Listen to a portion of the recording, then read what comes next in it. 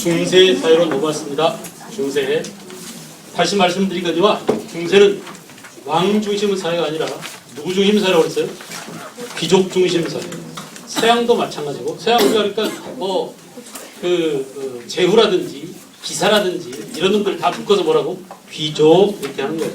서양은 귀족 어때요? 백자, 남자, 공자 이렇게 돼 있죠? 그것처럼 우리도 귀족이 있었는데 고려 귀족은 두 가지 종류가 있습니다. 머릿속으로 다 집어 넣어버립시다. 고려 전개는 문벌 귀족. 말로 따라서 해보자. 뭐라고? 문벌 귀족. 고려 전기 귀족을 문벌 귀족이라고 하는데 이 문벌이란 뭐냐면 문이 좋은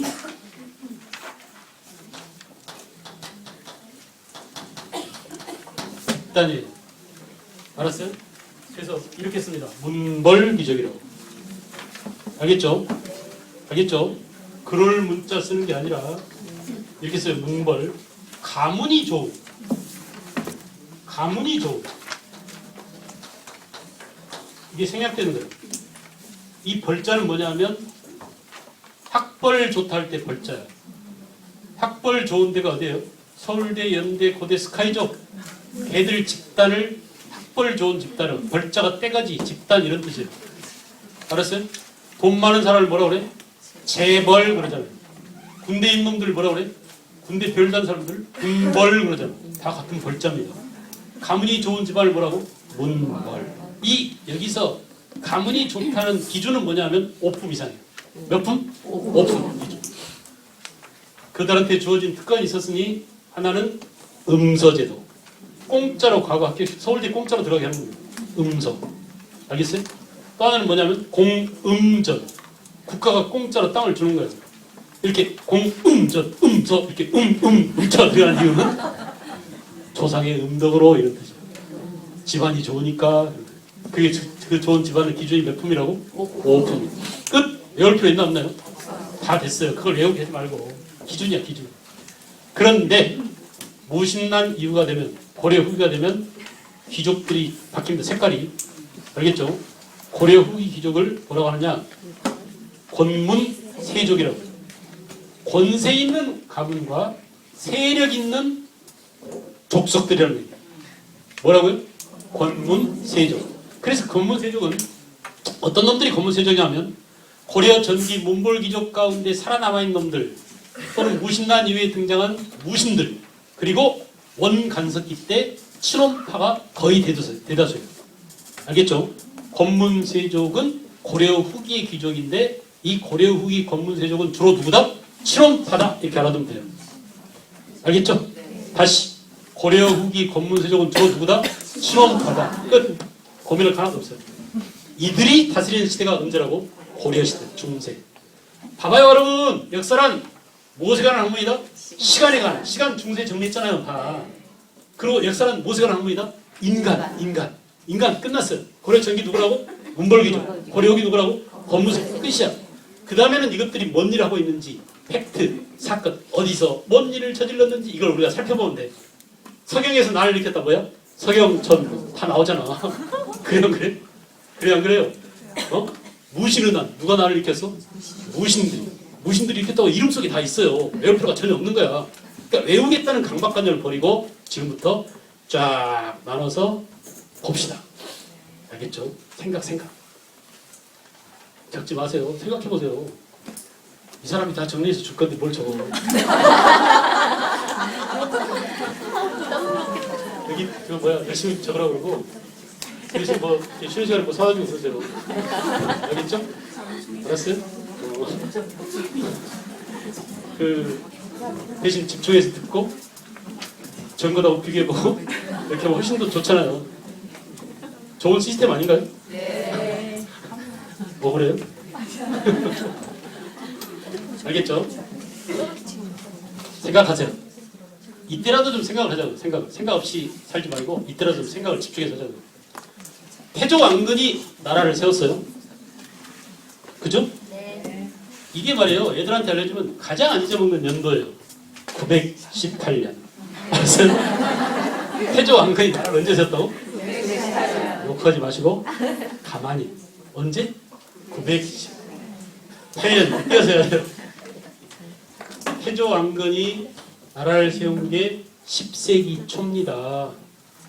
알겠죠? 918년 고려를 건국했다라고 얘기해요. 주의할 것은 바로 고려 건국이 삼국 통일로 이어지지 않습니다. 그죠? 그리고 그 사이에 무슨 일이 있었냐? 935년에 먼저 신라 경순왕이 항복이 왔습니다. 그래서 신라가 항복을 해왔고 그 다음에 그 이듬해 936년에 비로소 후백제까지 다 섬멸했어요. 그죠? 후백제를 멸망시켰어요. 그 후백제 멸망이 바로 뭐예요?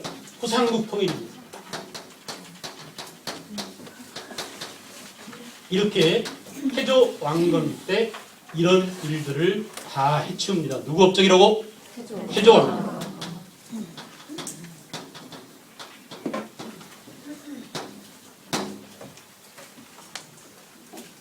됐죠?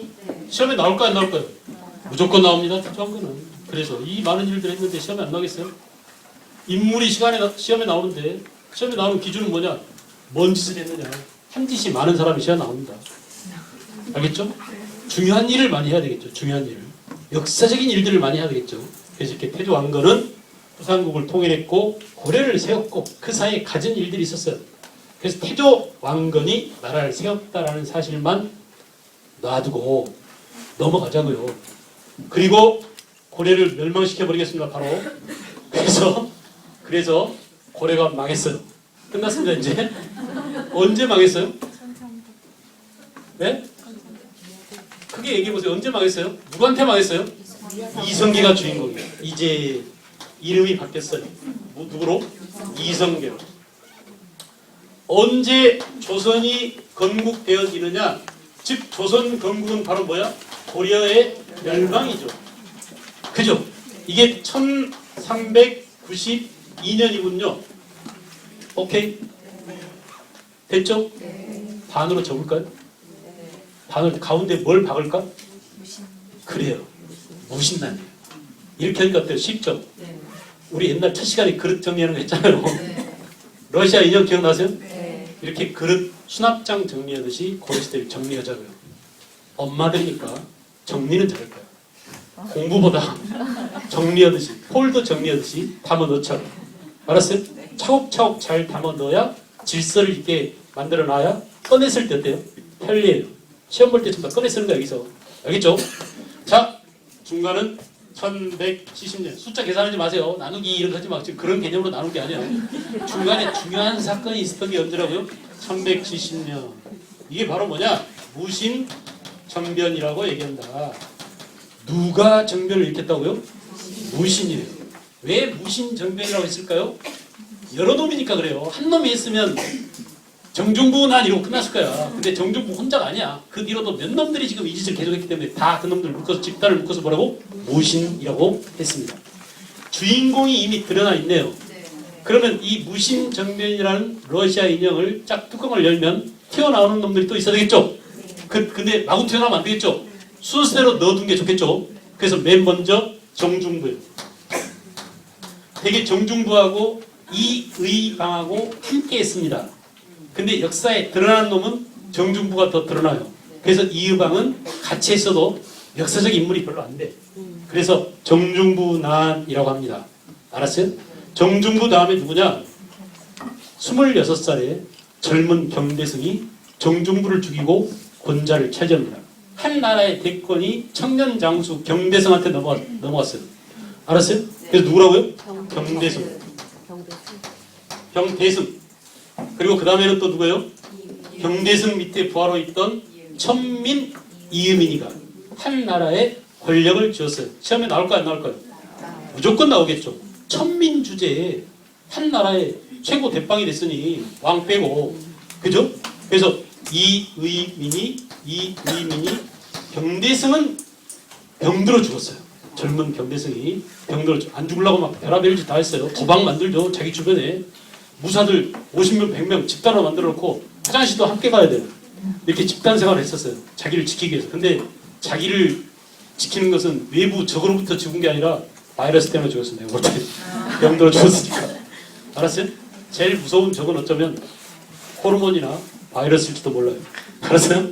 하여간 이음인을 죽이고 다시 이음인의 권력을 빼앗은 사람이 그 유명한 최충원이에요. 그리고 이 최충원 이놈은 자기 자식들한테 권력을 또 세습시켰어요.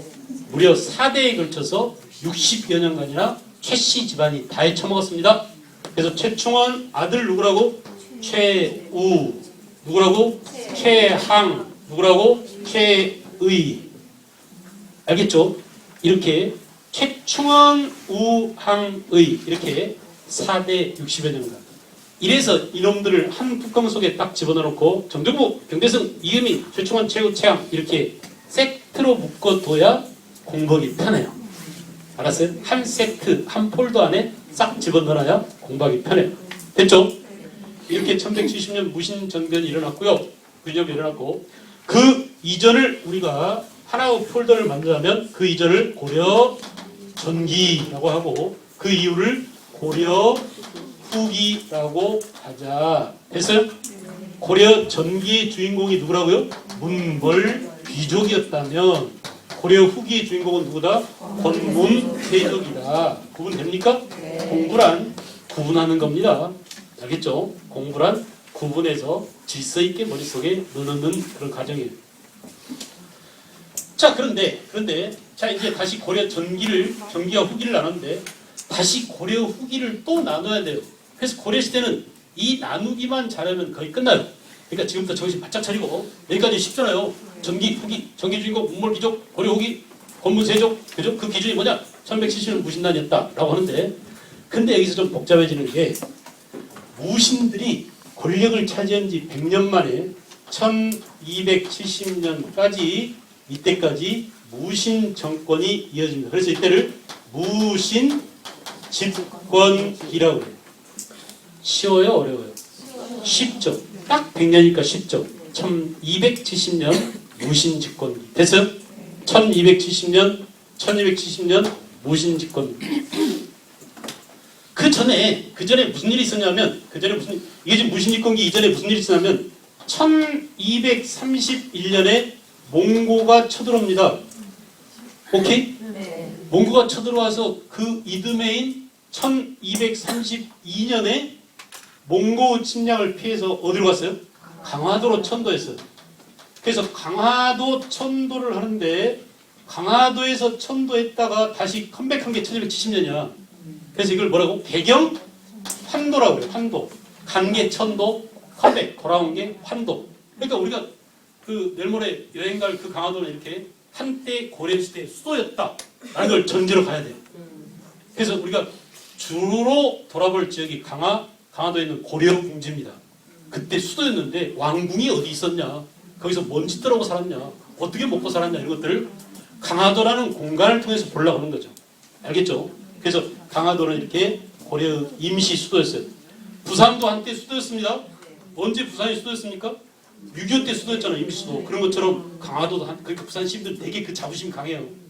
부산 시민들이 제일 어려운 게 그 싫어하는 게 서울 특별시만 생각하고 부산을 지방으로 취급하는 거예요. 근데 부산도 어때요? 자기들 나름대로는 한때 수도였어요. 그런 자부심이 잠재의식에 깔려있는데 그걸 인정 안 해주는 거야, 사람들이. 부산은 촌이야. 이렇게. 우리가 무슨 촌이야. 우리 사람 얼마나 만나면서 막 굉장히 부산만 반감이 강합니다. 특히 부산 사람들이에요. 혹시 부산 사람 있어요? 진짜 좀 그렇게 강해요. 내가 보니까. 강화도도 아마 그런 게 있을지도 몰라요. 프라이드가 있을지도 몰라요. 옛날 수도였어, 이런 게. 강화천도를 단행했는데 돌아왔습니다. 개경 환도가 이루어졌어요. 그래서 우리는 무신 집권기 100년 그 사이에 강화도로 도망갔다가 다시 개경으로 환도한 이 시대를 강화도 시절이라고 해요. 강화도를 줄여서 강도라고도 불렸습니다. 그래서 무슨 시대라고? 강도 시대, 강도 시절 이렇게 얘기해요. 되게 특이하죠? 강화도 시절. 자, 개경환도 이후 이 개경환도는 뭘 말하냐면 이 강화도 시절은 어때요? 강화도 시절은 우리가 몽고에 대항해서 항쟁을 벌이던 때라고 해서 이건 뭐라고 다른 말로? 계몽항쟁기라고 해요. 그러니까 우리가 강화도라는 공간을 가면 또 뭘 살펴봐야 돼? 몽고에 대해서 어떻게 저항했느냐의 역사를 봐야 돼요. 알겠죠? 지금 강화도 유적지 보면 너무나 그 해안가에 있는 돈대나 또는 뭐 광성보, 무슨 진 이런 거 위주로 역사 유적지가 짜여 있어가지고 근현대 개항 시대에만 우리가 치중해야 되는데 사실은 그보다 훨씬 더 오랜 역사를 갖고 있습니다. 알겠어요? 그래서 이렇게 대몽 항쟁의 핵심 지역이었다 강화도가 라는 점. 그리고 여기서 대몽 항쟁기에 그 유명한 8만 대장 경판이 만들어지고 있었다라는 것이죠. 알겠죠? 그 다음에 이제 우리는 어때요? 결국은 견디다 못하고 1270년 돌아왔습니다. 개경으로 돌아왔어요. 그래서 이때부터 고려는 누구의 지배를 받아? 몽고의 지배를 받습니다. 몽고가 원이죠. 원 간섭을 받아요. 그래서 원 간섭이라고 합니다. 다시 나눠서 자 언제까지 원 간섭이냐? 1351년이에요. 조금 복잡하죠. 연대가. 그죠? 그래도 알아둬야 된다. 워낙 유명한 사람이기 때문에. 단골로 시험에 나오는데 어떨까요? 이거? 그러니까 우리가 어때요? 무시할 수가 없는 존재예요. 알겠죠? 그분이 누굴까 이름이? 이미 드라마에도 나왔었는데 공민왕이죠. 공민왕. 그래서 공민왕이 등장할 때까지 공민왕의 개혁 정치가 아주 어느 시험에든지 단골로 잘 나옵니다. 중요한 일을 했으니까 잘 나오겠죠? 공민왕 개혁이에요. 자, 그리고 공민왕 이후 이 공민왕 때 이 고문세족 나쁜 놈들에 대항하는 사람들이 많아졌어요. 공민왕이 과거 제도를 통해서 이들을 키웠거든요. 이 새로 정계에 진출한 선비이면서 관리야. 이름이 뭐예요? 지 이름 속에 자기 성격이 캐릭터가 다 들어있어요. 이때 새로 진출한 선비이자 관리다. 뭐라고요? 신진사대부. 이들이 왜 중요해? 이들이 이걸 세웁니다. 이성기를 도와서 조선을 세우는 주인공들이에요. 사람. 오케이? 거의 끝났어요. 시간과 인간 다 했어요. 우리. 이제 끝낼까 고려? 더 해야 되겠죠? 더 드라마틱한 게 더 많아요. 고려? 다시 또 가보겠습니다. 다시. 왔다 갔다 정신없어 하지 말고 정신없는 사람은 한번 이거 보세요. 알겠죠? 집에 가서 다시 한번 보세요. 이렇게 고려의 시대 구분을 했습니다. 다시 한번 나눠볼까요? 다시 우리가 보기 좋게 고려 무신난 이전을 고려 전기 무신정변 이후를 크게 고려 후기 폴더를 여니까 다시 뭐라고? 무신집권기 또 뭐야? 대몽 항쟁기 그 다음에 원간섭기 고려 말기 공민왕 때부터 예 조선군까지 뭐라고? 고려 말이라고 이렇게 아하 고려는 시대 구분만 잘하면 끝나겠구나 라는 느낌이 들죠? 이게 복잡해요. 이거 알았어요? 이 복잡한 순서를 잘 정리해두는 게 되게 중요해요. 근데 지금 제가 알아듣기 쉽게 잘 설명해 놨으니까 알겠어요? 요 부분을 이어면 고려시대는 아주 쉬워집니다. 끝이야. 거의 끝났다고 볼 수 있어요. 사실상. 자, 우리가 고려를 위대한 나라라고 보는 것은 뭐냐면 고려가 내부적으로 이렇게 격변을 치릅니다. 그죠? 그럼에도 불구하고 고려는 외부의 그 도전 또한 만만치가 않았어요. 토인비라는 영국의 역사학자가 무슨 말을 했냐면 역사란 도전과 응전의 과정이다 라고 했습니다. 그죠? 도전이 영어로 뭐죠? 이렇게 물어볼 줄 몰랐죠? 트라이야 트라이. 뭐 한번 해봐 시도해봐 트라이잖아요. 응전은 뭔가요? 반응이 반응. 리스폰스야 리스폰스. 트라이 앤 리스폰스. 도전과 응전. 여러분들 어쩌면 날마다 도전받고 있을지도 모른다. 자기 삶에 있어서 새로운 일들이 애가 사고치고 와. 얼굴이 이만큼 째져갖고 와. 자기 애가 다쳐본 경험 있는 사람 알 거예요. 그냥 가슴이 얼마나 미어 터지는지. 차라리 내가 다치고 말지 그냥 애가 피를 질질 흘리고 오면은 돌아버리겠더라고요. 그죠? 내가 그 영화를 좋아해가지고 영화 매니아입니다. 그래서 옛날 영화를 또 다시 보고 그래요. 타이타닉 같은 거 한 8번 봤나? 그 대부, 갓파더 이 대부를 특히 남자들이 되게 대부 영화를 많이 좋아하죠. 거기에 이제 갖춰야 될 요소가 다 있어요. 좀 그 로맨틱한 그런 내용만 로맨틱도 있어 대부 안에. 그러니까 알파치노 부인하고 그 관계 속에서 그 러브라인이 있긴 합니다. 근데 폭력도 있고 말이죠. 분모도 있고 암쓸 거는데 이 대부가 마지막에 알파치노가 자기 딸을 잃어요. 암살자 총탄에 딸이 죽는데 생각해보세요. 내 딸이 죽었다? 라는 것을 영화로 묘사하는데 그 감독이 뭐더라? 이름을 잊어먹었어요. 근데 그 감독이 이렇게 묘사했어요. 모든 소리를 다 없애버린 거예요, 영화에서. 그리고 알파치노가 입만 벌리고 있어요. 그러니까 울음이니 통곡이니가 없어. 아예 그냥 소리를 다 없애고 한 7, 8초 정도만 그 절규하는, 알겠죠? 그런 모습이에요. 그러니까 그런 심정을 이해해서 가장 이렇게 하는 것보다는 차라리 소리 없애버리는 게 더 절절하게 관객들한테 자기 슬픔을 받아들일 수 없는 현실을 그렇게 묘사했을지도 몰라요. 하여간 어쨌든 간에 그 우리가 이제 삶 속에서 여러분들도 계속 그런 도전을 받을 겁니다. 받아들일 수 없는 도전을 받을 수 있어요. 근데 어차피 어때? 우리 인간이란 존재는 생이 내던져졌어요. 운명처럼. 그런 도전 속에서 적절하게 지혜롭게 응전해가면서 사는 게 어떤 인생일지도 몰라요. 그래서 아까 내가 서두 얘기했지만 낙엽처럼 이렇게 떨어져 나갑니다. 그럼 또 다른 새싹이 내년에 나와서 또 한 생을 꽃도 피고 열매도 맺고 아름답게 살다가 또 떨어지겠죠. 그런 모든 온갖 도전들을 다 받아들이고 거기에 적절하게 여러분들이 반응하고 리스폰스하고 응대해줘야 돼요. 그러니까 운명이 나한테 도전을 하면 알았어 시험 나도 적절히 해줄게. 나도 얼만큼 할 수 있거든 하고 받아 넘기세요. 알겠죠?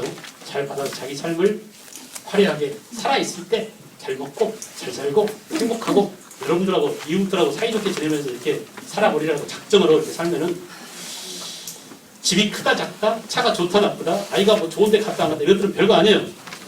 솔로몬 반지 알죠? 거기다 뭐라고 써 있어요? 이것 또한 지나가리라. 알겠죠? 이렇게 다 지나가는 것이 역사란 어쩌면 다 지나가는 것. 그 지나가는 과정 속에서 살고 있는 존재, 던져진 존재예요. 알겠죠? 그래서 고려라는 역사를 보면은 엄청난 내부적인 격동의 역사를 치르지만 외부적으로도 끊임없는 외세의 침략을 받습니다. 충격을 받습니다. 이 고려에 도전해온 놈들이 바로 누구냐? 고려 초기에는 누가 쳐들어왔어요? 거란이 쳐들어왔어요. 이놈들이 일본 타자예요. 조선은 주로 누가 쳐들어왔어요? 외놈들이 쳐들어와서 임진왜란이라는 큰 사건을 저지르고 가죠. 그래야 애진족은 깔짝깔짝 건드렸고 그 밖에 남쪽에서 왜구가 깔짝깔짝 건드렸지만 고려는 말이에요. 그런 전쟁을 여러 차례 겪습니다. 그러면서도 고려가 고려작이라며 또는 뭐 고려의 여러 가지 팔만대장경이며 이런 어마어마한 문화를 일으켜야 있다는 것은 대단한 겁니다. 가만히 있어도 힘든데 그 온갖 전쟁과 온갖 도전 그리고 내부적인 이런 그 격변을 치르면서도 그런 문화를 이뤄냈다는 것은 우리 민족 문화의 위대함을 다시 볼 수 있는 그런 대목이에요. 아시겠어요? 그러니까 시련이 있다고 거기서 그치지 않고 그 시련을 극복하기 위한 내가 이 도전을 어떻게 뛰어넘지? 이걸 뛰어넘으려면 부처님 힘을 빌려야 돼. 부처님 힘을 빌기 위해서는 어때?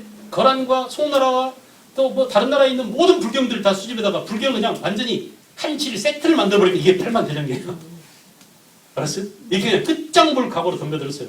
그러니까 고려 청자가 나오고 그런 뛰어난 전 세계에 자랑할 수 있는 그런 것들이 나온 겁니다. 여러분들의 생도 마찬가지라니까. 작은 역사예요. 자기 삶을 어떻게 응전하고 어떻게 도전에 어떻게 그 잘 헤쳐나가느냐 이런 것들은 자기가 결정하는 겁니다. 알겠죠? 그래서 거란이 쳐들었어요. 거란이 1차, 2차, 3차에 걸쳐 쳐들었는데 어때요? 다 격퇴했습니다. 처음에는 정말 무서웠어요. 왜 거란이 무서웠느냐? 거란 이 자식들이 말이에요. 나라를 세운 지 916년에 나라를 세웠는데 926년 이 거란 놈들이 누구를 무너뜨렸어? 발해. 그 위대한 고구려 후예인 발해를 무너뜨린 무서운 놈들이었어요. 무지막지한 놈들이었어요. 알겠죠? 천추태후라는 드라마를 보니까 거란이 쳐들어온 장면이 나왔는데 이 자식들이 곰을 싣고 왔어. 전쟁 때도 곰을 풀어먹는 거야. 이 무식한 놈들이. 그런 야만적인 거란과 싸워야 했습니다. 알았어요? 그런데 우리는 1차 침입 때는 누가요? 서희가 나가서 살살 달랬어요. 그래서 화살 한 방 쏘지 않고 말로 잘 달리고 얼르고 하니까 그래 우리가 괜히 쳐들었는데 미안해 풀어갈게 다음에 꼭 선물 갖고 와 하면서 갔어요. 이게 서희의 그 유명한 서희의 안용진 단판이죠. 소손영이라는 거란 장수를 말 한마디로 해춘 거죠. 그래서 오히려 어때요? 강동육주라는 넓은 땅을 얻었어요. 시험에 나올까 안 나올까? 맨날 나옵니다. 그래서 우리 외교에 아주 빛나는, 내가 볼 때 지금 외교는 아주 엉망진창이에요. 대한민국 지금 외교는 바보 멍청이. 맨날 그냥 대통령이 외국 나가는데 패션쇼만 하고 돌아오고 가서 막 개망신 나가는 거야. 못 알아듣죠. 저 미안해요. 글쎄 잠깐 제가 딴 생각하고 있었는데 다시 한 번 이런 것을 국제적으로 막 다 해버린다니까 대통령이. 네? 아주 좀 팔려서 그냥 말이야. 지워버리고 싶어. 그런 것들 뿐이 아닙니다. 외교관 놈들이 말이죠. 그 베이징이나 이런 데서 외교 활동하면서 얼마나 나라 망신 다 시켜있는지 몰라요. 그러니까 우리 역사 전체로 보면은 진짜 우리가 갖고 있는 모든 유산이나 현대 첨단 그런 기술들 이런 것들이 활용돼서 지금 외교를 지원하는 게 얼마나 많아요. 우리의 대장금도 또 우리의 지금 물것처럼 배용준도 뭐 다들 이렇게 옛날보다 훨씬 더 좋은 우리를 자랑할 수 있는데 그런 것들을 활용하지 못하고 병신처럼 말이야 맨날 응? 그 찌질한 짓을 보여주고 그러고 나니까 정말 화가 나. 모르면 화가 안 나는데 알고 보면은 정말 화를 나게 만들어요. 알았어요? 그래도 내 얼굴은 화난 표정은 아니죠. 그래서 이렇게 웃으면서 풀으니까 화난 표정이 아니지. 전체를 다 보면 뭐 할아버지 다 화나 있어. 그래? 왜 이렇게 화내고 있지? 집에서 다들 화나가지고 전체를 탄다고 할 정도로 앞에 앉아있는 사람들 보면 그래요. 될 수 있으면 이렇게 싹 웃는 게 중요합니다. 고려를 생각하세요. 맨날 전쟁이고 맨날 도전인데 그 우수한 문화재들을 만들어낸 고려를 생각해 보세요. 힘든 일이 있을 때마다 어떡하라고? 웃으면서 그걸 돌파할 더 끝장내주고 이것보다 훨씬 더 내가 다 잘 대응해 줄게 라고 하는 그런 각오로 하루하루를 사십시오. 알겠죠? 역사는 그러니까 과거에 일어난 일들을 공부해야 할 대상이 아니라 그 과거를 짚어보면서 나를 바꾸는 과목이에요. 내가 바꾸지 않으면 역사할 필요가 없어. 집에 가세요. 뭐로 이렇게 앉아있어. 듣기만 하면 그래 안 그래? 듣고 깨닫고 생각하고 나를 바꿔야 됩니다. 나를 바꿔 나가서 우리 시대를 바꿔야 돼요. 여러분 한 명 한 명이 시대를 바꿀 수 있어요. 한 표가 중요하다니까. 5년마다 한 번씩인데 4년마다 한 번씩 이 한 표인데 이거 마구 없애버리거나 그냥 그렇게 하지 말고 자기 생각을 잘 가다듬는 게 중요해요. 2차 때는 현종한테 입조를 한다고 약속해놓고 살살 못 말했어요. 3차 침입 때 개박살 내줬죠. 누가? 강감찬. 알겠죠? 강감찬이 낙성대에서 태어났죠? 강감찬을 기념하기 위해서 세운 건축물이 낙성대예요. 강감찬이 태어날 때 별이 떨어졌다고 그러잖아. 별 떨어진 그 장소에 대를 세웠습니다. 대. 알겠어요? 그게 뭐라고요? 낙성대학교가 대학교인 줄 알아. 낙성대학교 이런 놈도 있어요. 서울대 옆에 낙성대 있다고 그러는데 그게 대학교인 줄 아는 사람 낙성대는 대학 아니야. 해병대랑 똑같아요. 해병대가 대학인 줄 아는 사람도 있어요.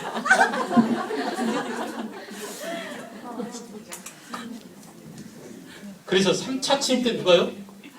강감찬이 낙성대 옆에 강감찬이 거란을 격퇴했습니다. 무슨 싸움이죠? 귀조대전. 됐어요? 끝! 거란 끝이야. 그 다음에 누가 쳐들어옵니까? 그 다음에 여진이 쳐들어옵니다. 여진이 누군지 생각을 좀 해보세요. 그냥 여진이 아니야. 옛날 발해를 무너뜨린 놈들은 거란이고 발해 주민들이 누구였어요? 말갈이었어요. 그 말갈이 자기를 다스려주던 고구려 주민들인 발해의 지배층이 없어져 버렸잖아 지금. 그래서 이 말갈이 주인님들을 잃고 그 북쪽에서 헤매고 있었어요. 이 말갈족을 추장이었던 완행부 추장이었던 아프타라는 놈이 통일합니다. 알겠죠? 그래서 나중에 금을 세우는데 그 전에 벌어먹고 살기 힘드니까 우리나라에 와서 깐적거려요. 그래서 이놈들을 치자라고 해서 누가 여진을 정벌하기 위해서 준비를 했냐면 윤관입니다. 파평윤씨 손 들어보세요. 파평윤씨. 이천서씨 뭐 없어요? 인물이 없구나 인물이. 서희 장군이 이천서씨죠. 서희 장군. 파평윤씨 윤관. 이 윤관이 뭘 만들었어요? 별무반을 만들었어요. 이 별무반과 근대 신식군대인 별기군을 헷갈리면 안 돼요. 뭐라고요? 별무반을 만들었어요. 알겠죠? 별무반.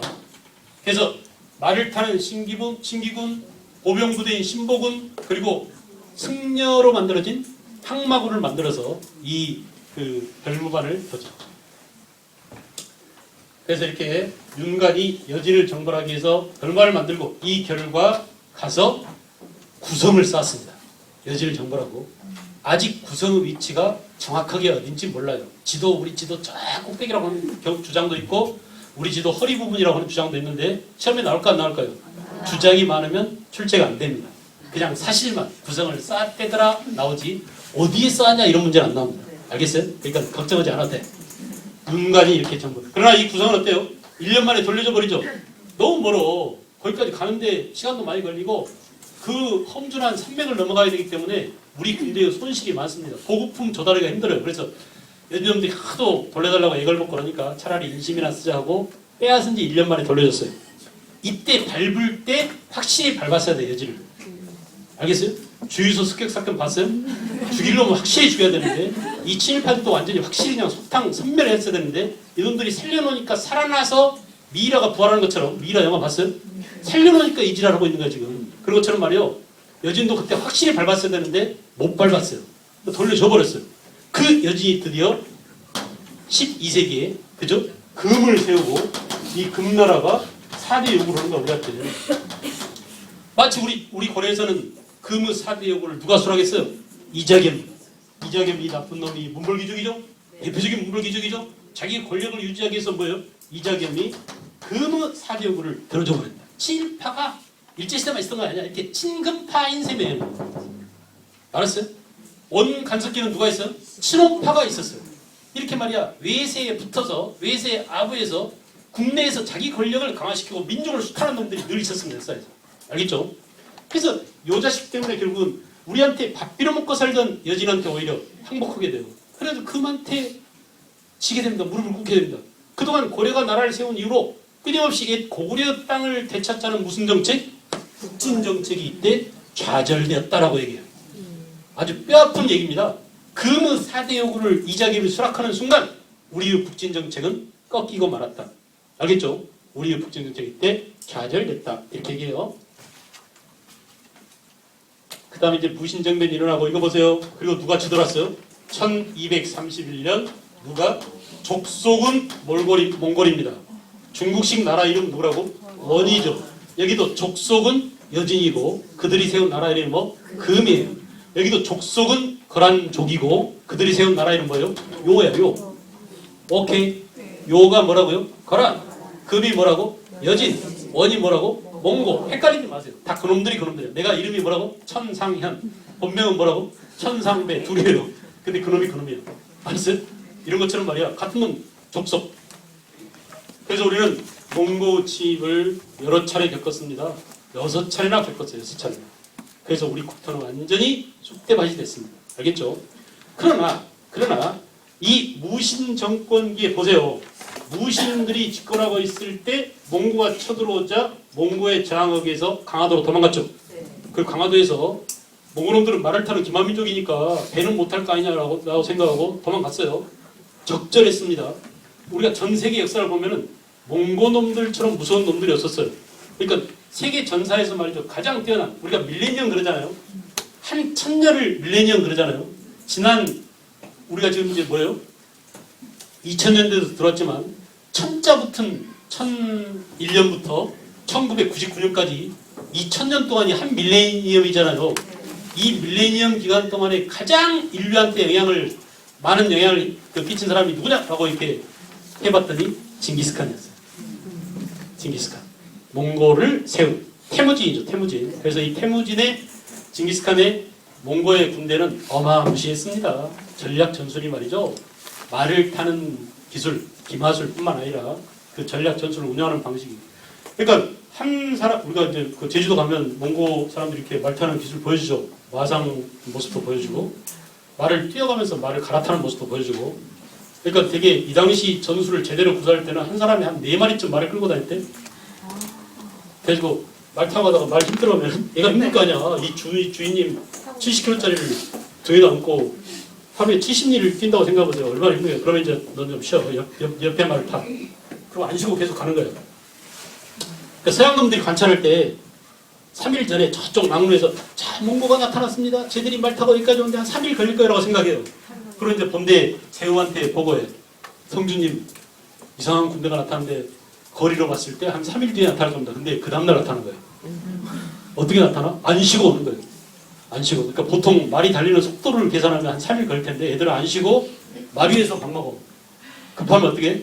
그 말 잡아먹어. 그죠? 그래서 물에다 건져서 먹는 거. 이게 바로 뭐야? 샤브샤브 이렇게 자기 모자에 투구에다가 이렇게 물 부어가지고 거기다 말고기 뭐 해먹고 오는 거예요. 이렇게 오니까 말이야 상상을 초월하는 속도로 그 속전속결로 이렇게 끝내요. 그리고 몽골놈들의 특징은 뭐냐면 많은 군대도 필요 없어. 가서 적국을 섬멸하고 그들을 잡아다 그들 군대를 앞서 또 다른 데가 쳐들어가. 그럼 제일 먼저 죽은 놈들은 뭐야? 애들이 먼저 죽고 몽고 본진은 그 다음에 가서 다 밟는 거예요. 이런 전략 전술을 구사한 게 누구라고? 태무지입니다. 징기스칸. 그런데 그 강한 몽고 군대에 이렇게 오랫동안 저항한 민족이 별로 없어요. 알겠죠? 남송만 이렇게 저항했어요. 그래서 우리보다 더 늦게 걔들이 항복했는데 나중에 결국 항복했잖아요. 남송도. 그러니까 몽고가 세상을 지배할 때, 세계를 지배할 때 몽골은 민족 차별 정책을 했어요. 가장 늦게 항복한 놈들을 제일 짓밟았어요. 제 1신분, 2신분, 3신분 이렇게 나눴는데 빨리 항복한 순서대로 우대해줬습니다. 알겠죠? 그래서 우리 같은 경우는 이제 생목이 가장 우대받고 그 다음에 제 3신분이 몽고족인, 제 2신분이 생목인, 제 3신분이 그 거란인, 그러니까 제 1신분이 몽고족이고 2신분 빨리 항복한 서아죠, 탕구트족, 눈이 파랗다고 해서 생목이냐, 그리고 그 다음에 거란인, 그리고 고려인, 맨 밑바닥이 남송인. 알았어요? 이렇게 우리 고려는 끈질기게 저항을 했는데 강화도의 천도에서 그게 가능했을까? 그만큼 강화도는 요새입니다. 요새. 알겠죠? 실제로 이제 강화도에 가보면 바닷물 흐름이 굉장히 빨라가지고 옛날 배로는 쳐들어오기 힘든 정도로 그렇게 그 물살이 급한 그런 천연의 역사라고 볼 수 있죠? 그 강화도 시절을 견뎠지만은 결국 어때요? 결국은 개경으로 환도하게 됩니다. 무신들이 집권하고 있을 때는 항복하지 않았었는데 결국은 최우, 최항, 최의 그리고 김준, 유경, 임유무 무신 가운데 별 힘이 없는 잔당들이 마지막까지 있었거든요. 애들이 이제 전부 다 결국은 항복을 하게 되죠. 끝까지 항복을 반대한 사람도 있었죠. 무신 정권을 지탱해준 누구예요? 삼별초. 이 삼별초는 몽고에 대한 항복을 반대하고 뭘 일으켰어요? 난을 일으켰어요. 그래서 삼별초 난이 일어난 지역이 처음에 강화도에서 어디로? 진도로. 진도에서 어디로? 제주도로. 제주도 항파 두리성을 쌓고 마지막까지 저항하다가 전멸당합니다. 몽고와 고려 연합군한테 여몽 연합군한테 완전히 전멸당해요. 알겠죠? 이렇게 강화도, 진도, 제주도까지 삼별초가 저항했지만 전멸. 그리고 1273년 삼별초 난이 일어난 그 삼별초 난이 끝나기 이전에 벌써 고려 정부는 항복해서 그때부터 뭐라고? 원 간섭기가 전개되게 됐죠. 원 간섭기. 자, 우리는 원의 간섭을 받았습니다. 원의 직접 지배를 받지 않았어요. 우리는 원의 간접 지배를 받았습니다. 일제 간섭기라고 하지 않고 뭐라고 그래? 일제 식민지 시대라고 그러죠. 그러니까 그 당시는 일제 식민 시대는 일본 놈들이 직접 와서 우리 땅과 사람을 지배했지만 이때 뭐예요? 원나라 놈들은 간접적으로 사람 가운데 대표 선수 몇 명만 보냈어요. 알았어요? 그리고 리모컨 통치해서 걔들을 시켜서 우리나라 친원파들을 가지고 우리나라를 간접적으로 다스렸습니다. 그래서 뭐라고? 원 간섭기라고 해요. 그 우리 민족의 끈질긴 저항 때문이기도 합니다. 이놈들은 반발이 워낙 심하니까 오히려 직접 통치하면 부작용이 크겠구나라고 생각할지도 몰라요. 또 하나는 뭐냐면 같은 종족이에요. 우리가 몽골이아니냐 원래. 그래 안 그래요? 한참 오래됐어요. 90년대에 그 우리가 이제 몽고 가가지고 막 사기를 워낙 많이 쳤나 봐요. 지금은 우리랑 몽고랑 굉장히 치는데 그 당시에는 몽고가 사회주의 국가에서 이렇게 된지 모르니까 막 어리버리했잖아요. 돈 같은 거 잘 모르고 돈 개념을 그래가지고 몽고 가서 그냥 돈 떼먹고 도망갔는데 누가 2억 원인가를 떼먹고 왔어. 그래서 몽고 사람들이 이제 쫓아가지고 명동 성당에서 단식 농사하고 있었어요. 걔를 그 뭐죠? 몽고 텐트를 뭐라고 그러지? 게루? 하여간 이거 천막을 치고 뭐라고 하고 있는데 텔레비전에 언뜻 나오는데 우리나라 사람인 줄 알았어요. 막 떠드는데 말투가 하면서 그러는데 근데 못 알아듣게 무슨 말인지 가만히 보니까 얼굴은 우리나라 사람이랑 똑같은데 몽고적이야. 내용 이제 자막 나오는 거 보니까 그 당시에 여행사에서 한 2억 원 정도를 떼어먹고 도망가 버렸대. 그래서 그거 받으러 왔는데 우리나라 2억 원이면 얼마 안 되지만 그 당시 몽고로서는 어마어마한 큰 돈이래. 그래가지고 그거 받으러 왔는데 그 결과를 내가 유심히 지켜봤죠. 그랬더니 어떤 사람이 돈을 줬어요. 어떤 독지가 나타나서 우리가 갚아줄게 그냥 가고 돈 2억 원 줬는데 그리고 해결을 보긴 했는데 그런 일이 있었습니다. 몽고 그 대통령 딸이 우리나라 연세대학교 어학당인가 여기 유학 오기도 했죠. 지금 되게 몽고랑 친해요. 우리나라하고. 근데 옛날에는 그 초창기에는 그런 일이 있었어요. 하여간 몽고는 이렇게 우리나라를 직접 지배하지 않고 간접적인 통치를 했다. 나중에 우리가 두꺼운 책을 들어갈 때 가서 어떤 제도를 통해서 간접적인 통치를 했는지 구체적으로 살펴보기로 합시다. 알겠죠? 원간섭기. 자, 그 원간섭기를 떨쳐버린 임금이 누구라고? 공민왕입니다. 공민왕. 그래서 이 공민왕은 반원정책, 원나라에 저항하기 위해서 반원정책을 펼쳤다. 그죠? 또 그 자주적인 반원정책을 펼치고 또 하나는 뭐냐? 왕권을 강화시키기 위한 왕권 강화 정책을 여러 가지를 펼쳤어요. 과거 제도를 시행한다든지 이 과거를 통해서 누구를 뽑았다고? 신진 사대부들을 대거 기용해서 개혁을 추진하고 말이죠. 이렇게 왕권 강화책과 반원 정책을 동시에 추진. 원 간섭기 때 원에 의해서 저질렀던 것들을 다 없애요. 그래서 원나라 놈들이 우리 어때? 머리를 강제로 자르겠죠? 그래 안 그래? 그러니까 뭐죠 그게? 그 변발이죠. 변발. 원나라처럼 머리를 짧게 만들고 또 그 몽고 풍습이 변발 위에도 유행한 게 많았습니다. 그러니까 뭐 지금 요즘 이제 그런 신랑 신부들이 없지만 옛날에는 신부들 얼굴에 뭐 연지 고지 찌르는 거 이건 전부 다 몽고에서 온 풍습이라고 그래요. 이렇게 몽고풍이 유행하기도 하고 관제를 원나라처럼 벽화시키기도 하고 고려가 황제의 나라인데 황제에서 왕으로 벽화시키고 왕을 부르는 칭호, 황제를 부르는 칭호가 폐하였죠. 폐하. 근데 전하로 바꿨죠. 이런 자질구레한 것들까지를 다 격화시켰어요. 한 단계씩. 이게 언제라고? 원간섭기. 그걸 끝장낸 임금이 누구다? 공민왕이다. 그래서 공민왕이 아주 시험에 잘 나옵니다. 그 공민왕의 개혁정치 때 대거 정계에 진출한 사람들이 신진 사대부들이다. 새로 진출한 신진 사대부들이에요. 알겠죠? 이 신진 사대부들은 뭘 공부한 사람들이냐? 예, 성리학을 공부했어요. 아주 중요합니다. 아주 중요합니다. 이 성리학이야말로 이다음 세상, 조선의 지배적인 사상이 되죠. 알겠죠? 조선의 지배적인 사상이 됐어요. 잠깐 우리가 다시 피드백 뒤로 돌아오면 고려도 불교 사회였던 고대와 달리 고려시대는 고려 태조왕건 이후 고려 성종 때쯤 되면 성종이 나오면 항상 이 사람을 생각해야 돼. 누구라고요? 최승로예요. 성종 때 누구야? 최승로. 이 최승로가 성종 임금한테 뭘 올렸어요? 시무책. 시무 28조 올렸죠. 이걸 통해서 유교를 정치 이념으로 채택하게 됐어요. 근데 이때 유교는 뭐냐? 이때 유교는 성리학이 아니야. 이걸 구분해야 돼요. 알겠어요? 이때 유교는 옛날 유행했던 훈과학입니다. 훈과학. 알겠죠? 훈과학이고 이 훈과학이 계속 유행하다가 비로소 이렇게 성리학이 제대로 자리를 잡았다. 원래 성리학은 원간섭기 때 원으로부터 들어옵니다. 알겠어요? 안향이라는 사람이 충렬왕 때 안향이 원에서 성리학을 가져오죠. 안향이 그래서 유명한 거야. 안향이. 알겠어요? 그 이후에 백이정, 박충자, 이재현 이런 사람들이 성리학을 퍼뜨리고 그 성리학을 제대로 공부한 사람들 바로 누구냐면 누구예요? 신진 사대부 가운데 정봉주, 그죠? 또 정도전 이런 사람들. 드디어 이제 우리가 조선시대의 주인공들이 슬슬 나오기 시작하죠. 알겠어요? 이렇게 역사가 진행되어 왔습니다. 다시 또 한 번 또 하겠어요? 또 하겠어요? 앞으로. 자, 그러므로 고려는 태정, 태세, 문단세, 예성연두 이럴 필요가 없다. 왜냐? 왜 그럴 필요가 없냐? 왕 중심의 사회가 아니에요. 누구 중심 사회라고? 귀족 중심 사회예요. 그러니까 왕을 내올 필요가 전혀 없는 거예요. 조선시대는 국왕한테 권력이 많이 모아져 있어요. 그렇다고 다 집중되지는 않았습니다. 그럼에도 불구하고 왕을 기준, 사람을 기준으로 해서 시대를 가를 필요가 있었지만 고려시대는 그것보다는 문물귀족 중심 사회예요. 알겠죠? 그래서 왕을 다 열 필요가 없어요. 실제로 모르잖아요. 태종 테스트 한번 해보세요. 뭐?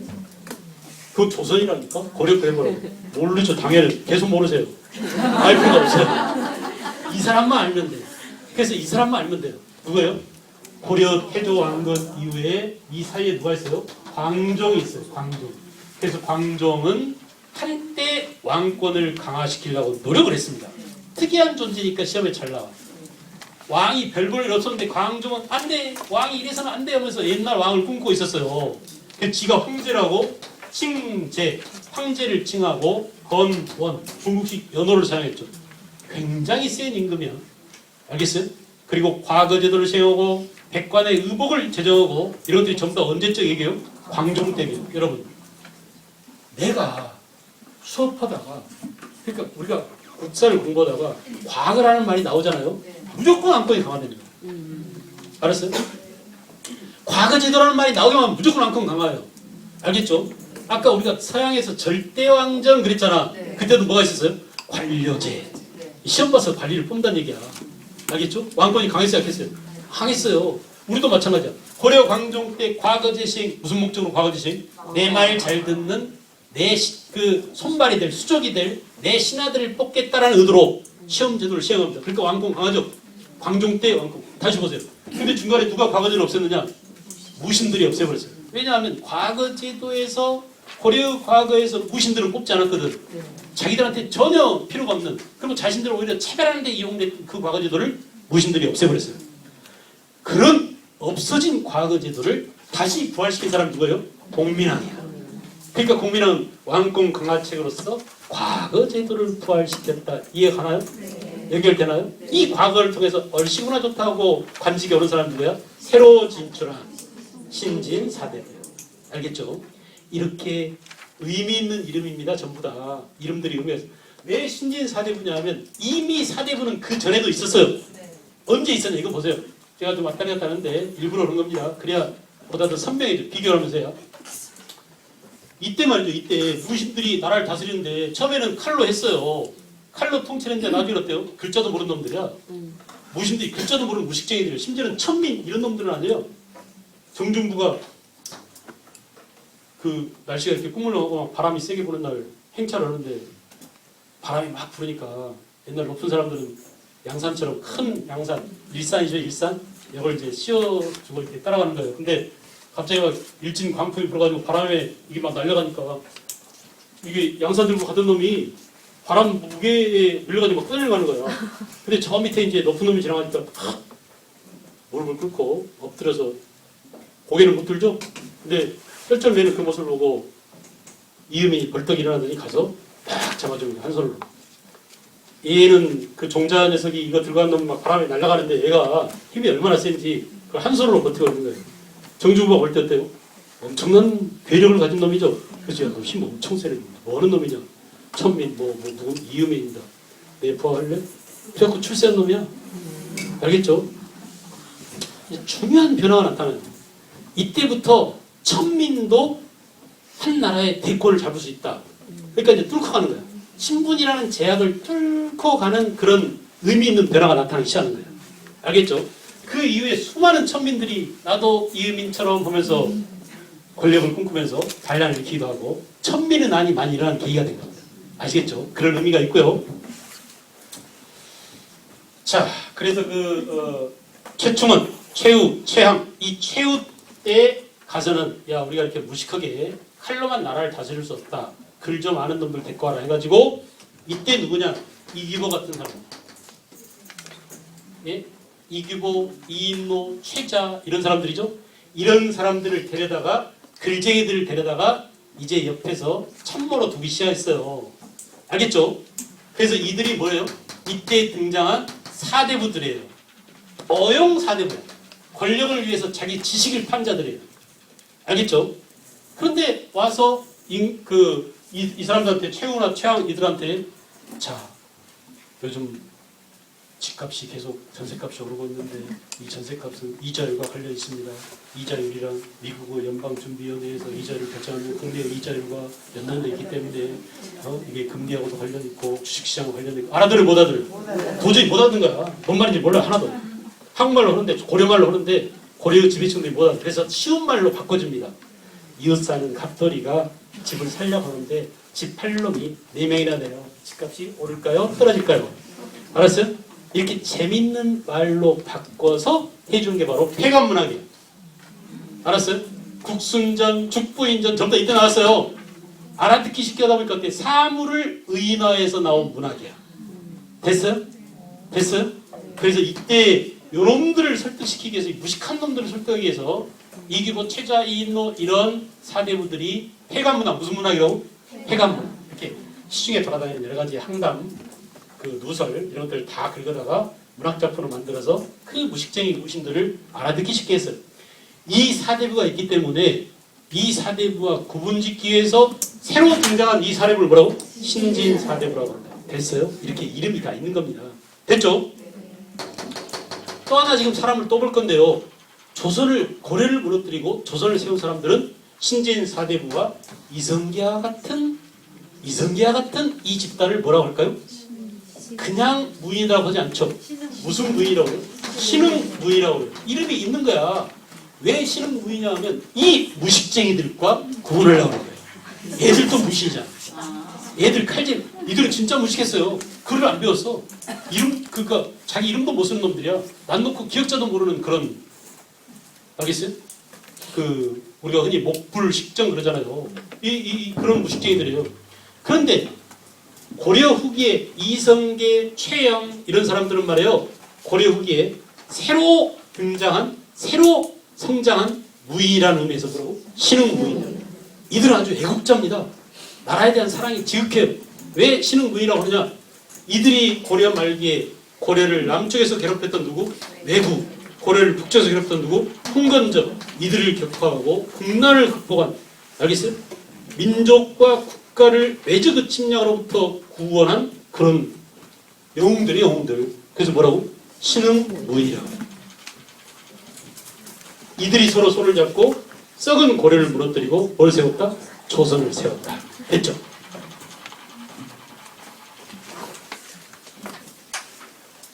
몇 번씩 지금 왔다 갔다 하는 거예요?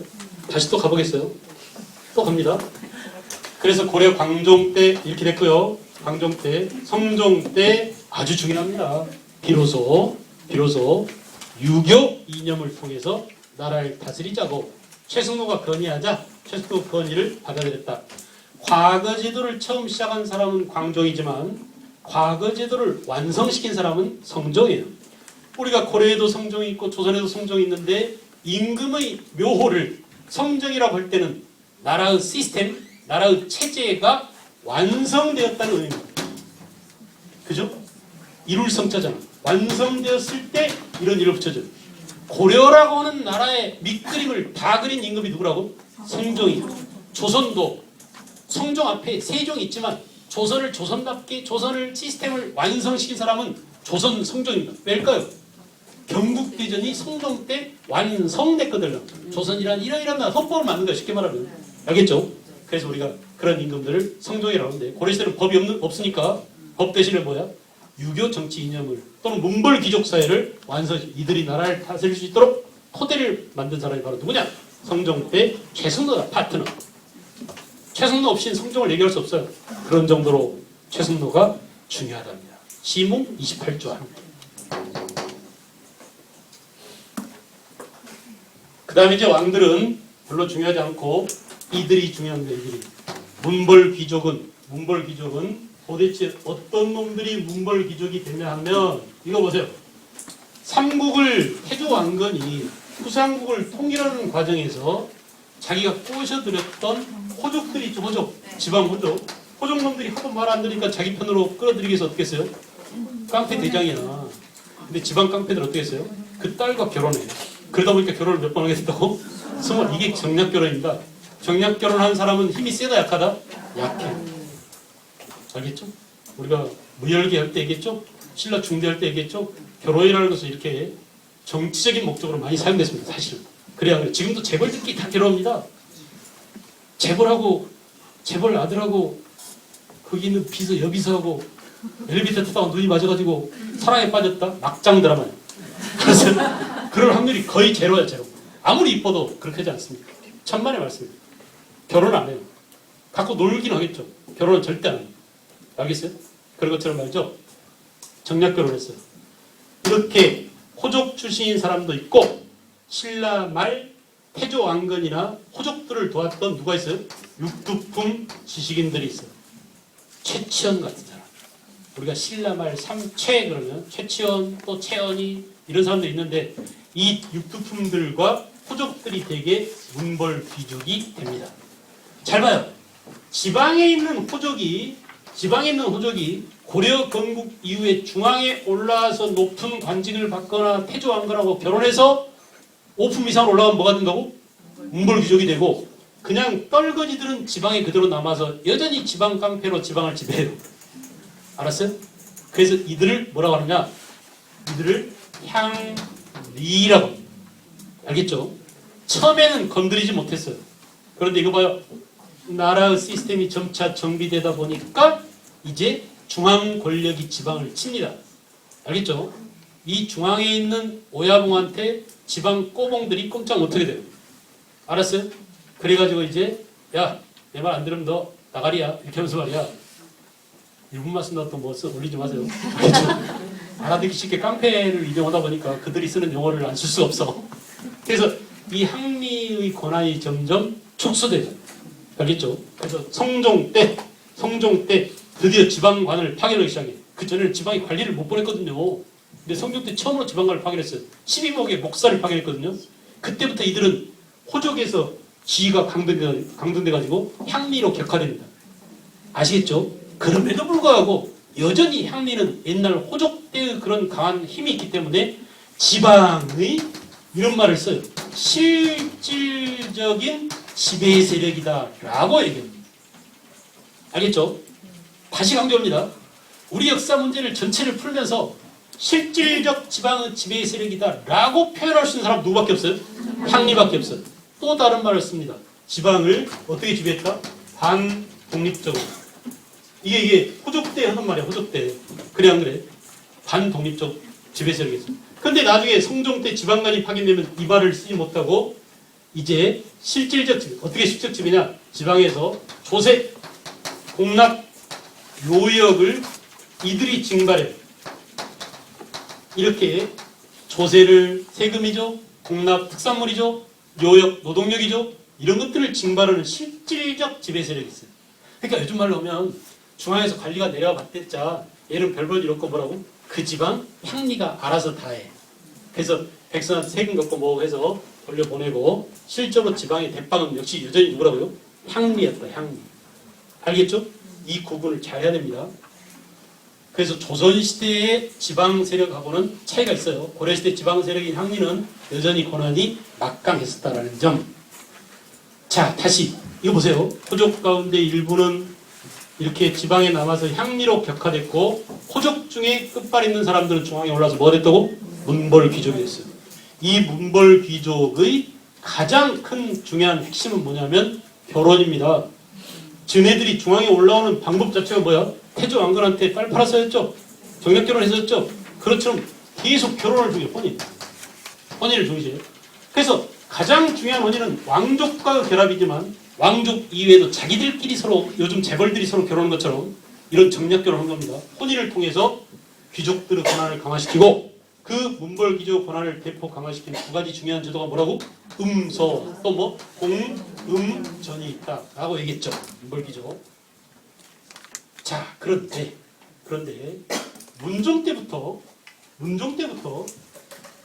인종 임금까지 이렇게 문벌 귀족 가운데 고려 문종 때부터 인종 임금까지 무려 이 3대에 걸쳐서 그죠? 예, 계속 왕한테 딸을 씹어낸 집안이 있었으니 이게 바로 누구냐? 이자겸 집안이야. 인천 이씨 손 들어보세요. 경원 이씨 안 되겠지 있어도. 아, 경원 이씨. 이자겸 집안이에요. 대단한 겁니다. 왕비가 몇 명인지 몰라요. 알겠죠? 그래서 그 할아버지 이자연이 때부터 계속 문종한테 딸 3명인가를 씹어내. 알겠어요? 인종 때도 마찬가지. 인종 때는 이자겸 자기가 인종과 또 뭐야? 그 아들 예종한테 딸 3명을 씹고 이 딸들이 서로 이모 관계이면서 그러니까 이자겸의 딸이 여기 가서 왕비가 되고 여기서 낳은 아들하고 또 이자겸 딸을 또 이쪽으로 보내는 거야. 그래서 이런 겹사돈입니다. 이쪽으로 말하면 이자겸이 뭐예요? 외할아버지죠. 이쪽으로 뭐예요? 장인이죠. 이런 대팔자가 대천수가 되네 이게. 무슨 말인지 알겠죠? 그러니 이 시대쯤 되면 회종 때 이자겸쯤 되면 이자겸이야말로 나는 임금의 외할아버지이자 임금의 장인이야. 그러니 끝발이 세겠어요, 약하겠어요? 네. 어마어마합니다. 임금 알기라도 우습게 알아요. 임금한테까지 칼을 차고 들어갈 정도로 힘이 강대했다라고 합니다. 그리고 그 유명한 이런 썰을 읽게 돼요. 18자 위왕설. 이게 글자를 깨뜨려서 18자 그냥 파자라고 하죠. 이 18자를 묶으면 18자죠. 그리고 뭐라고 이게? 위는 영어로 make하고 똑같아요. 만들다, 삼다 이런 뜻이에요. 뭐가 된다고? 왕이 돼요. 18자. 이 씨가 왕이 될 것이다 라고 그 풍수지리에, 그러니까 도참신앙이 있죠. 장차 이렇게 애런 사상 예언, 이렇게 될 것이다라는 예언을 믿었어요. 씨가 있으니까. 드디어 나는 이제 내가 왕이 될 천만의 말씀이야. 이 씨는 이 씨예요. 지가 샴페인을 먼저 터뜨린 거 잘못 터뜨린 거죠. 그래서 지가 왕이 될 거라고 생각하고 임금 꼭대기에 앉아서 농가를 부르려다가 대신들이 반대가 심하죠. 그 결국 어때요? 이자겸이 난을 일으켰어요. 누구랑 손잡고 난을 일으켰어요? 척준경. 근데 이 척준경과 이자겸은 난을 누가? 인조임금이죠. 인조임금이 인종 때 예종이 먼저고 인조임금이 이자겸, 척준경 이자겸을 분리수가 있어요. 먼저 척준경을 꼬셔가지고 이자겸을 치게 하고 그 다음에 척준경을 잡았어요.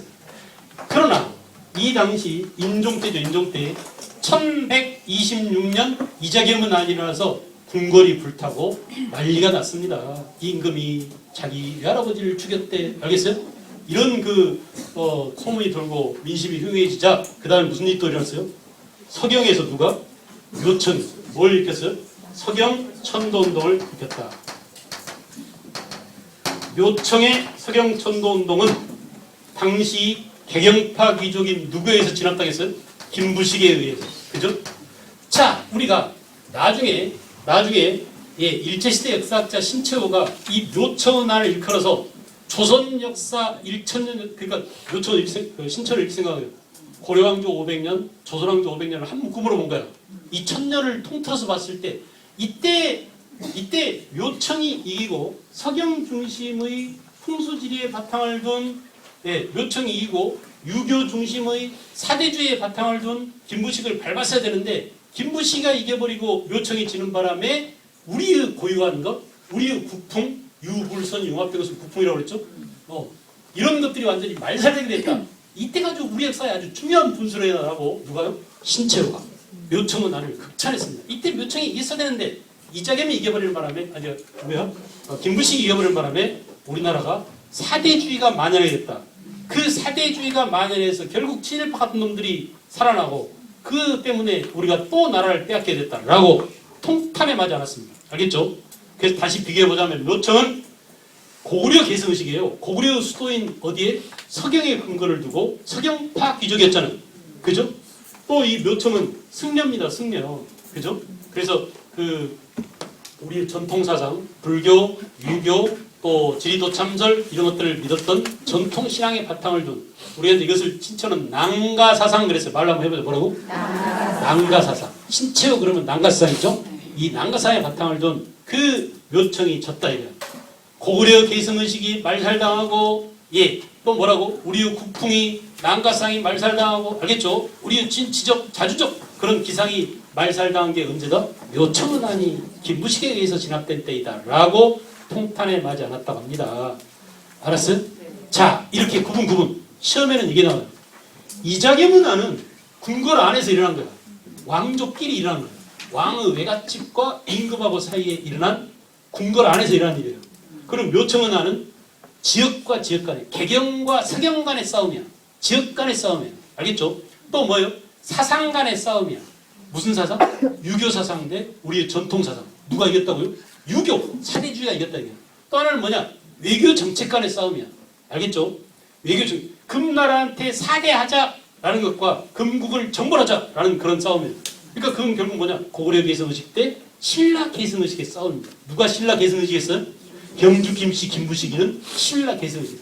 야 이 자식들아, 너네들이 계속 고구려 계승 그러는데 고구려는 우리 고려의 전신이 아니다. 우리 고려는 고구려를 이어받는 게 아니다. 봐라, 신라의 임금 병순왕이 신라 땅을 넘겨줘서 신라를 이어받은 거다라고 신라 정통성을 내세웠습니다. 그러면 여러분 어떤 일이 일어나요? 신라가 넘겨준 땅이 대동강, 원산강, 이남이잖아요. 이것만 지키고 있으면 되는데 괜히 고구려 땅을 차지한다고 이 쳐들어갔다가 센 놈한테 깨지지 말고 이거나 잘 지키자라고 반도, 그러니까 만주를 다 포기한 거야. 누가요? 김부시가.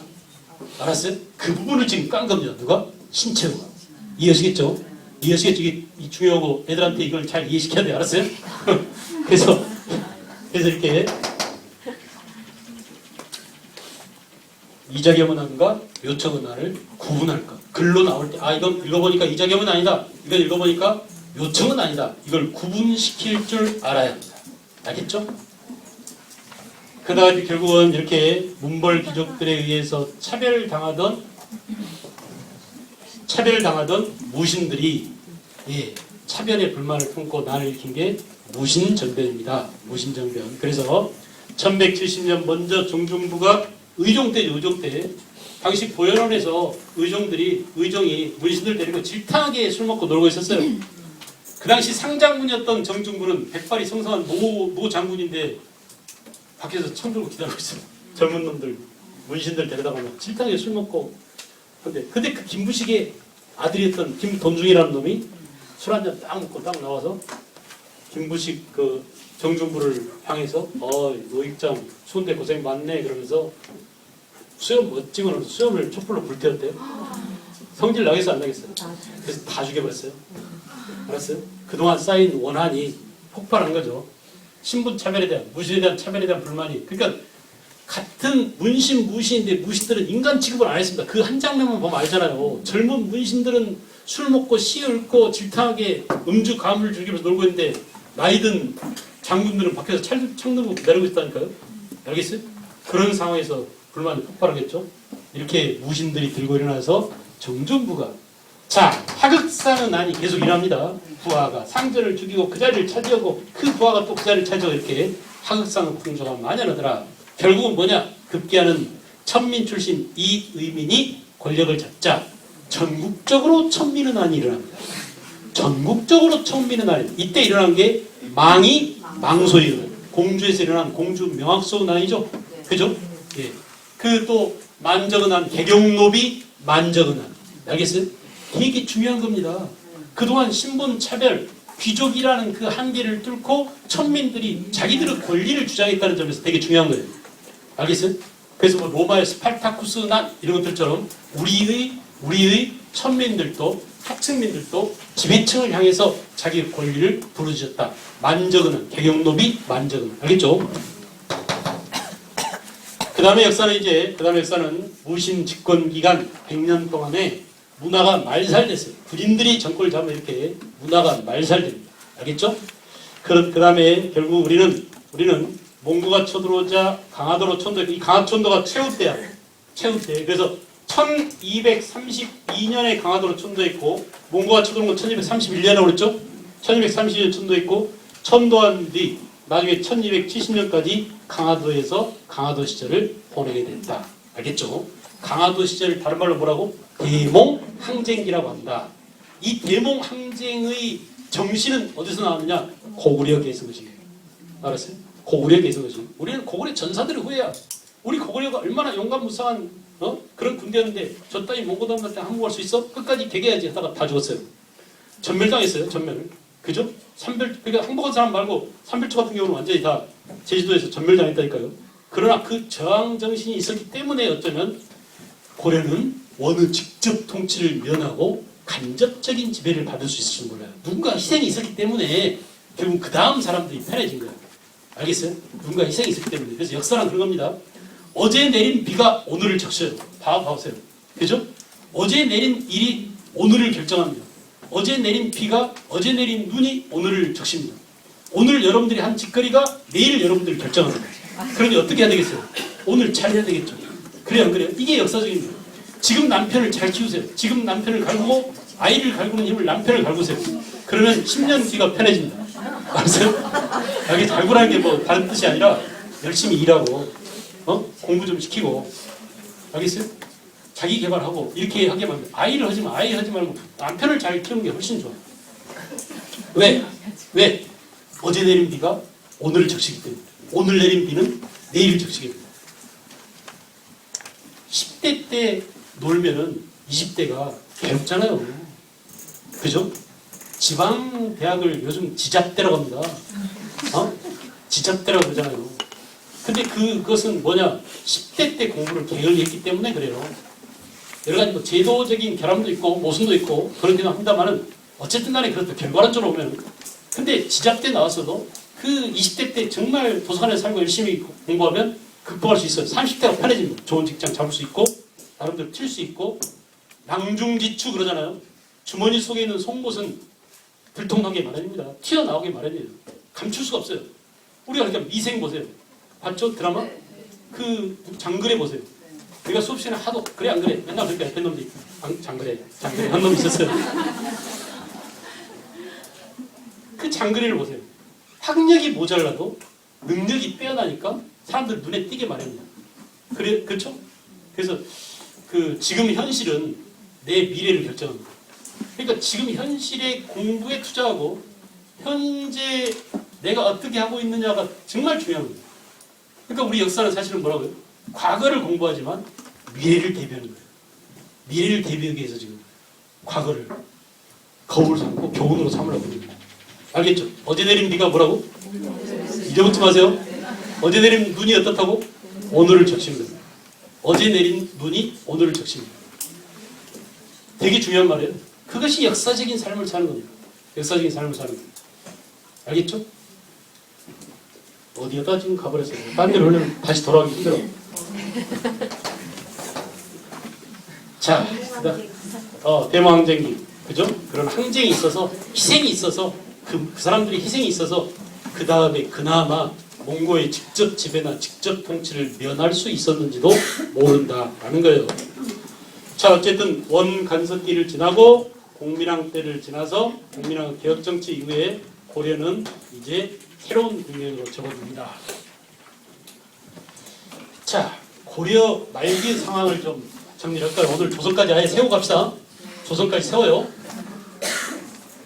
좀만 참으세요.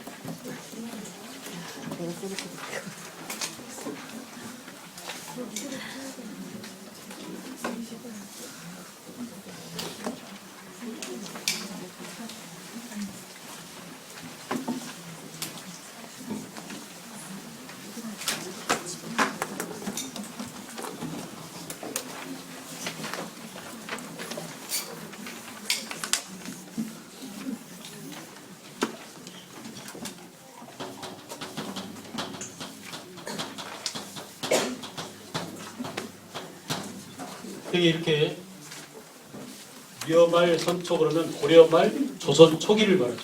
고려말 조선 초기를 미어말 선초라고 해요. 자, 우리는 고려말 조선 초기에 아주 큰 두 가지 문제에 직면합니다. 하나는 뭐냐? 하나는 외세죠. 외세의 침략이 끊이지 않았어요. 여기서 말하는 이 외세는 바로 누구예요? 위로는 누구야? 흥건조. 아래는 누구예요? 외구조. 이 외세의 침략의 도전이죠. 도전. 아까 도전과 응전, try and response 그랬잖아요. 이 도전에 효과적으로 응전한 사람이 바로 누구야? 신흥 무인들이에요. 그들이 있었기에. 알았어요? 그래서 여기에 누가? 신흥 무인이 응대하고 있었다. 이성계죠? 정세훈이죠? 최영이죠? 처음 들어보니까 대답을 못하지. 정세훈. 박이 들어봤어요? 박이? 예. 어디를 정벌한? 쓰시마를 정벌. 알았어요? 이런 사람들이 있었기 때문에 우리가 또 누굽니까? 그 유명한 최무선. 화포를 만들어서 대군을 격퇴하는 데 사용했죠. 이런 무인들이 있었어요. 신흥 무인들이 이렇게. 또 하나는 뭐냐? 여말 선초의 외세 침략 말고도, 그러니까 내부적으로는 이렇게 외세 침략이 있었고, 내부적으로는 뭐냐? 이놈들이 그냥 나라를 다 갉아먹고 있었어요. 요즘도 이런 놈들이 있는데, 내가 보니까 고려말 이놈들하고 너무나 흡사해. 첫째, 외세에 빌붙어 있다. 지 배때지만 채우려고 한다. 민중들을 전혀 돌보지 않는다. 긁어먹어도 적당히 긁어먹는 게 아니라 아예 그냥 빨대를 꽂아서 피를 빨아먹고 있다. 그놈들이 바로 누구냐? 권문세조. 알았어요? 일본과 미국에 기대면 친미, 친일 그러죠? 이 당시는 뭐라고? 친원탈. 이들은 어마어마한 땅을 갖고 있습니다. 그 당시 써진 그 당시 자료를 보면 서민들은 송곳을 세울 만한 땅도 없는데, 그래서 송곳이 나온 거야. 송곳, 그렇죠? 아주 이례잖아요. 지금 드라마에 나오는 송곳은 그 사람 이름이 누구죠? 뭐시마? 안 보고 있구나 이거. 지현우. 매력적이더라고, 목소리가 특히. 그 안내상이 누구죠? 소장이죠, 소장. 그놈이 3학번이에요, 연세대. 거기 누구야? 또 나온 놈 있잖아, 친구로 나오네. 못생긴 애 있잖아요, 붕어빵에 나오는. 안내상 친구. 걔들이 진짜 친구예요. 연대 같이 다니던 친구예요. 근데 진짜 운동권이에요, 걔들. 진짜 그 격렬한, 현재도 하고 있어, 운동. 연예인 하면서. 내가 잘 아는 친구들이야. 사인 받아줘?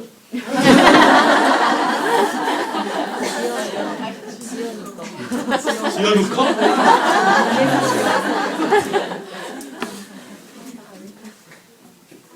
하여라, 진짜.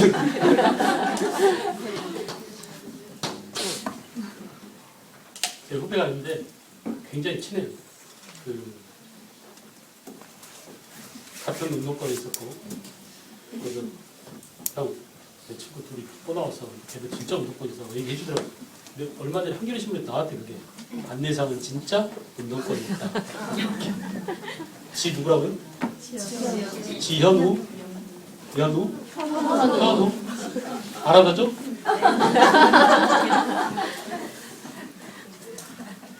그래서 이렇게 민중을 핏빨아먹고 있던 이들은 뭘로 빨아먹었느냐? 어마어마한 땅을 갖고 있었습니다. 서민들은 송곳을 꽂을 만한 땅도 없었는데 이들의 땅은 산천을 경계로 했다라고 얘기해요. 땅 몇 평이세요? 내가 지금 그 반월역 앞에 150평 정도 땅이 있어요. 그것 때문에 그쪽으로 이사해서 농사를 직접 하려고. 150평이면요, 이보다 좀 더 커요, 이 교실보다. 무슨 황이야. 이쪽밖에 안 되는데. 근데 농사를 못 짓겠어요. 여기에 매여야 돼. 10평만 해도 거기 매달려 있어야 돼. 맨날 가서 물 주고 뭐 벌레 잡고 해야 되는데 150평 올라니까 꼼짝 못해요. 그래가지고 아예 딴 사람 줬어요. 알아서 먹으세요, 이렇게. 그리고 알타리 무 가져가라고 연락 왔더라고요. 됐어요. 무청 버릴 데가 없어요. 그냥 쓰세요. 그런데 몰라요. 갖다 좀 줬나 봐요. 무슨 얘기가 흘러갔지? 근데 그 땅이 몇 평이냐 이런 정도가 아니라 얼마라고? 산천. 이 산에서 저 강까지가 다 내 땅이에요. 그러니까 몇 개 군이 한 사람 개인 거예요. 이렇게 넓은 땅을 뭐라고 하느냐? 농장이에요.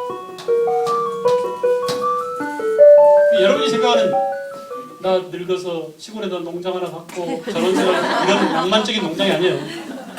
알겠죠? 개 키우고 닭 키우는 그런 농장이 아니라 어마어마하게 넓은 땅. 요즘 같으면 재벌이야. 알았어요?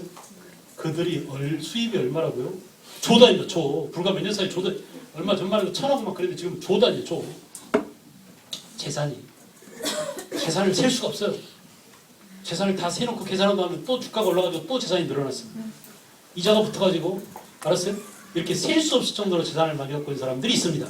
그들이 그 당시에는 뭐였다고? 권문세조였어요. 알겠죠? 이렇게 농장 확대를 통해서 민중들을 착취하고 있었다.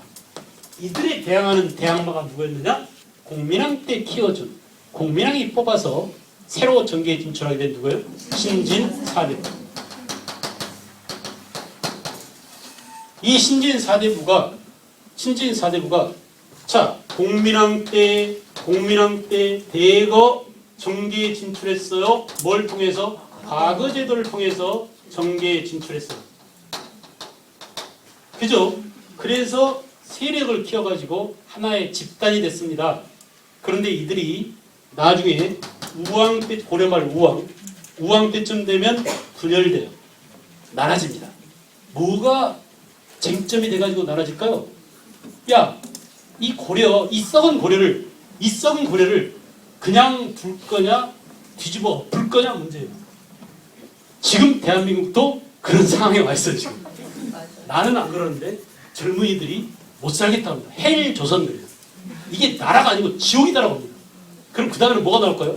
들러 엎을 것이냐 조금씩 개혁할 것이냐 라는 문제가 분명히 터지겠죠.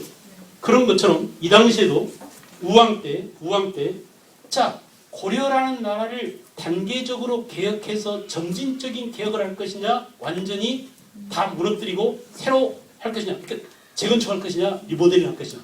리모델링파 뭐예요? 온건파.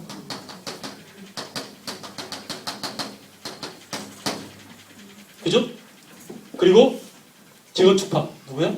혁명파. 누가 숫자가 많을까요? 항상 이런 일이 생기면 야 우리 담임 지뢰 같은데 한번 다니고 붙잡 하고 하면 붙잡 반격파. 에이 그냥 반장을 통해서 우회적으로 건의하자. 온건파. 누가 더 많을까요? 항상 온건파가 많아요. 숫자로. 사람들은 말이에요. 움직이려고 하지 않아. 안 움직이려고. 이게 안정적인 보수적인 그런, 그러니까 이 지점에서 좀 움직이려고 하지 않아요. 움직이려고 하면 뭐가 들어가? 에너지가 들어가. 힘이 들어가. 잘못 움직여 나한테 망치가 떨어져. 그런 거에 그런 일이 생기면 잘 안 움직이려고. 얘네들이 다수합니다. 얘네들이 소수합니다. 그래도 어떻게 이들이 승리를 했을까요? 어떻게 이들이 조선을 세웠을까요? 어떻게? 그래요.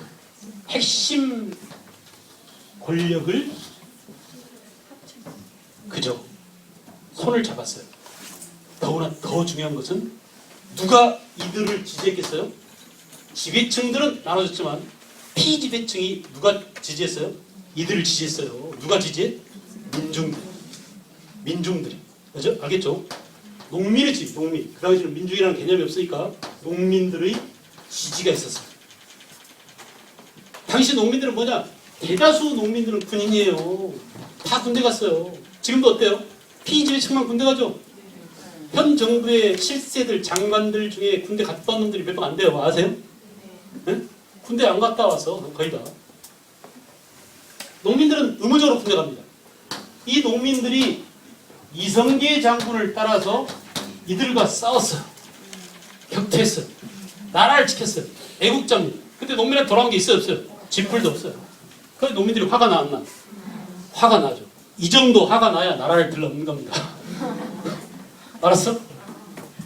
내가 왜 광화문에 갔느냐? 데모가 목적이 아니라 현장에 있고 싶었어요. 역사를 공부하는 사람으로서 역사 현장에 있고 싶어요. 그 냄새를 맡고 공기를, 분위기가 어떤지. 무슨 말인지 알겠죠? 가봤더니 그래요. 아까 말씀드린 것처럼 더 화가 나게 만들어줘야겠구나. 들러 엎으려면 더 펄펄 물이 끓려면 몇 도까지 가야 돼? 100도까지 가야 돼. 내가 볼 때는 지금 한 78도 정도 돼. 100도가 되려면 좀 멀었어요. 알겠죠? 이런 정도가 돼야 돼요. 그래서 농민들이 화가 났어요. 화가 난 농민들이 이성계. 여러분 생각해보세요. 일본 놈들 홍건적 왜그를 무찔렀습니다. 일본하고 우리나라하고 축구 시합했어요. 우리가 1대0으로 이겼어요. 천상현이 한 골 넣었습니다. 나는 뭐가 되죠? 순식간에 영웅이 되죠. 공 하나로 영웅이 되잖아요. 지금도 나라를 구했어요. 이성계 장군이 왜구를 격퇴했어요. 해안가에서 몰려오는 왜구를 막아내고 우리 전답을, 우리 식구를, 우리 자식을 보호해줬어요. 영웅겠어 아니겠어요? 온 국민이 환장합니다. 텔레비전 없어 다 알아요. 소문에 소문을. 알겠죠? 이렇게 해서 이들이 이 소수지만 이들이 정당성과 명분을 확보하고 정당성이 있어야 될 거 아니야.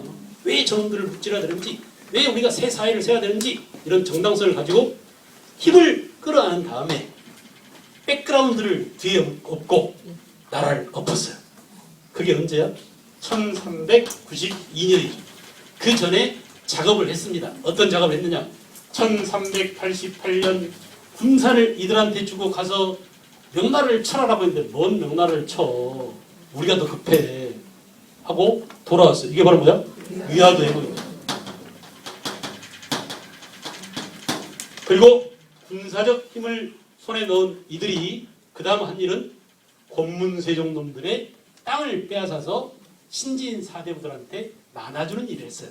이게 바로 뭐냐면 1391년 과전법 공포입니다. 이게 있어야 나머지 사람들의 명분도 끌어안을 수 있잖아요. 그래 안 그래? 그리고 백성들의 지지를 껴안고 드디어 1392년 조선을 건국했습니다.